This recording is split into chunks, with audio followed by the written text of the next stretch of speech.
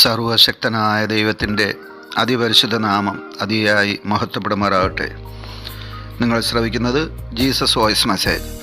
എല്ലാ ശ്രോതാക്കൾക്കും കർത്താവായ യേശു ക്രിസ്തുവിൻ നാമത്തിൽ സ്വാഗതം. അല്പസമയ ധ്യാനത്തിന് ഒരു ചെറിയ വേദഭാഗം വായിക്കുന്നു. അപ്പോസ്തല പ്രവൃത്തികൾ 5-ാം അധ്യായം 12 മുതൽ 16 വരെ.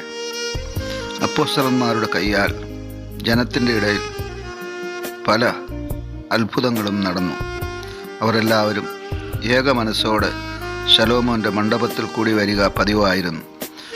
മറ്റുള്ളവരിൽ ആരും അവരോട് ചേരുവാൻ തുനിഞ്ഞില്ല. ജനമോ അവരെ പുകഴ്ത്തിപ്പോന്നു. മേൽക്കുമേൽ അനവധി പുരുഷന്മാരും സ്ത്രീകളും കർത്താവിൽ വിശ്വസിച്ച് ചേർന്നു വന്നു. രോഗികളെ പുറത്തു കൊണ്ടുവന്ന് പത്രോസ് കടന്നു പോകുമ്പോൾ അവൻ്റെ നിഴലെങ്കിലും അവരിൽ വല്ലവരുടെയും മേൽ വീഴേണ്ടതിന് വീഥികളിൽ വിരിപ്പിന്മേലും കിടക്കമേലും കിടത്തും. അതുകൂടാതെ യെരുശലേമിന് ചുറ്റുമുള്ള പട്ടണങ്ങളിൽ നിന്നും പുരുഷാരം വന്നുകൂടി രോഗികളെയും അശുദ്ധാത്മാക്കൾ ബാധിച്ചവരെയും കൊണ്ടുവരികയും അവരെല്ലാവരും സൗഖ്യം പ്രാപിക്കുകയും ചെയ്യും. കർത്താവിൽ പ്രിയരെ, അനുഗ്രഹിക്കപ്പെട്ട ഒരു വേദഭാഗമാണ് നാം വായിച്ചു കേൾക്കുവാനിടയായത്. ആദിമ നൂറ്റാണ്ടിൽ സംഭവിച്ച രോഗശാന്തി ശുശ്രൂഷയും ഉണർവുമാണ് നാം ഇവിടെ കാണുന്നത്. പത്രോസ് അപ്പോസ്തലൻ പരിശുദ്ധാത്മാവിനാൽ നിറയപ്പെട്ടവനായി ശുശ്രൂഷ ചെയ്യുകയാണ്.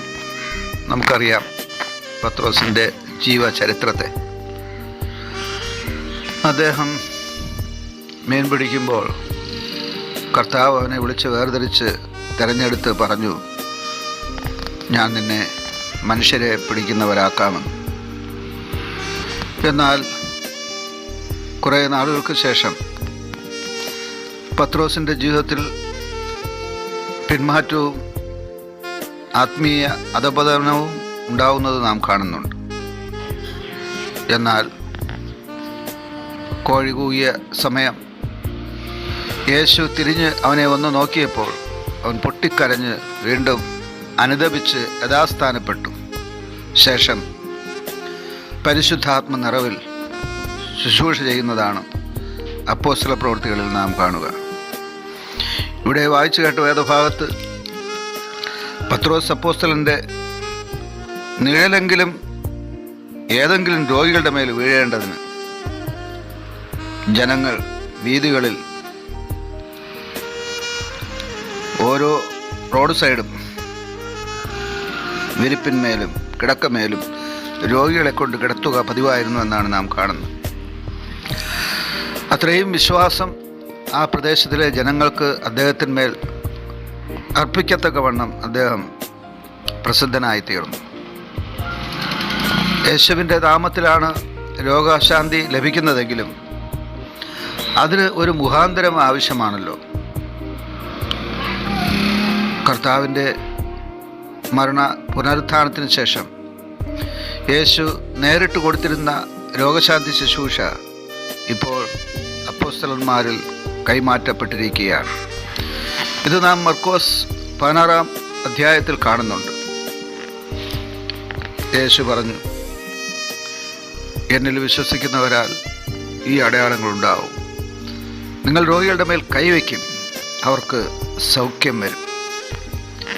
ആ വചനത്തിൻ്റെ നിവർത്തി എന്നോളം പത്രോസ് അപ്പോസ്തലനിലൂടെ രോഗശാന്തി ശുശ്രൂഷ നടക്കുന്നതാണ്.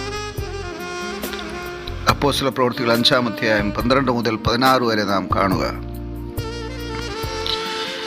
ഒരു പടി കൂടെ കടന്നു നാം ചിന്തിക്കുമ്പോൾ പത്രോസ് കൈവച്ച് സൗഖ്യമാക്കുക മാത്രമല്ല, പത്രോസിൻ്റെ നിഴൽ തട്ടിയവർക്ക് പോലും രോഗശാന്തിയും ഭൂതഗ്രസ്തർക്ക് വിടുതലും ലഭിക്കുന്നതാണ് നാം കാണുന്നത്.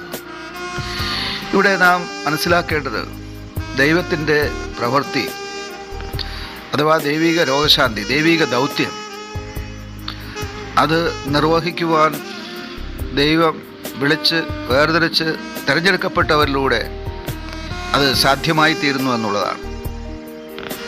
നമുക്ക് ആവശ്യം ഒരു സമ്പൂർണ്ണ സമർപ്പണമാണ്. ദൈവത്തിന് വേണ്ടി പ്രയോജനപ്പെടുവാൻ, അത് ഒരു പക്ഷേ സാക്ഷ്യ ജീവിതം നയിക്കുന്നതിന്, വചനപ്രഘോഷണത്തിന്, രോഗശാന്തി ശുശ്രൂഷയ്ക്ക്, മറ്റുള്ളവർക്ക് വേണ്ടി പ്രാർത്ഥിക്കുന്നതിന്, ഇങ്ങനെ വിവിധങ്ങളായിട്ടുള്ള ശുശ്രൂഷകൾ കർത്താവിന് വേണ്ടി ചെയ്യേണ്ടതായിട്ടുണ്ട്. നമുക്ക് കഴിയുന്ന ശുശ്രൂഷകൾ ചെയ്യുവാൻ നാം നമ്മെ തന്നെ ദൈവകരങ്ങൾ സമർപ്പിച്ചാൽ, പത്രോസിനെ ഇവിടെ അത്ഭുതകരമായി ഉപയോഗിച്ചതുപോലെ ദൈവം ഉപയോഗിക്കുവാനിടയാവും. അത് അനേകരുടെ രക്ഷയ്ക്കും സൗഖ്യത്തിനും വിടുതലിനും കാരണമായിത്തീരും. ആമേൻ.